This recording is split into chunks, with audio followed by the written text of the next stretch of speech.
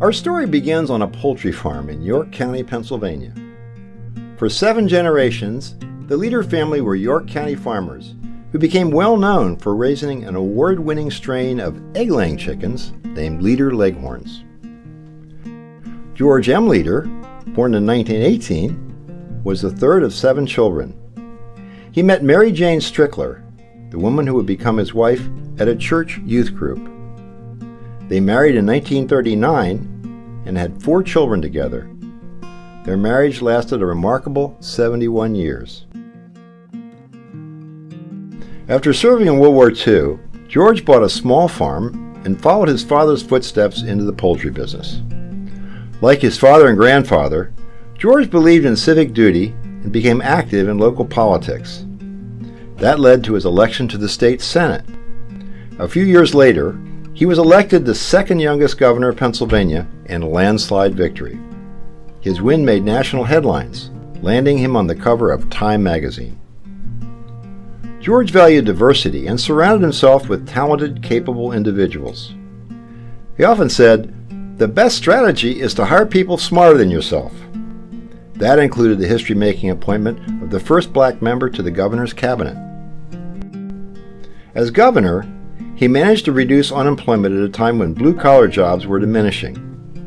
He supported those with disabilities through reforming the mental health system and ordering statewide special education in public schools. He fought discrimination by implementing Pennsylvania's first civil rights bill and ensuring that women were given equal property rights. He also supported the senior citizens by establishing the forerunner of today's Department of Aging. George was referred to as an extremist about virtue. Ethics were important to him. George felt compelled to use his leadership position to positively affect the lives of others by serving as a model for honesty and fairness. At that time, a governor's term was limited to 4 years. So George channeled his passion to impact programs for human welfare and social decency into future endeavors. After leaving politics, he was still motivated by his work in reforming mental health institutions into rehabilitative communities and decided the same approach should be applied to senior living. In 1962, he and Mary Jane opened the first Leader Nursing and Rehabilitation Center in suburban Philadelphia to focus on rehabilitating older adults, not just warehousing them.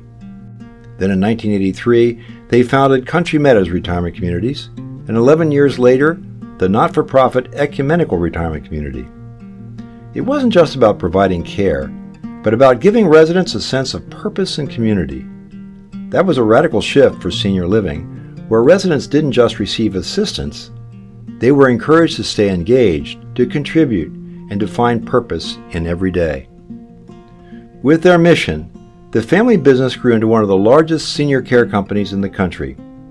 Even after retiring, George didn't stop. He started a new senior living company called Providence Place, where he served as CEO until his passing at age 95.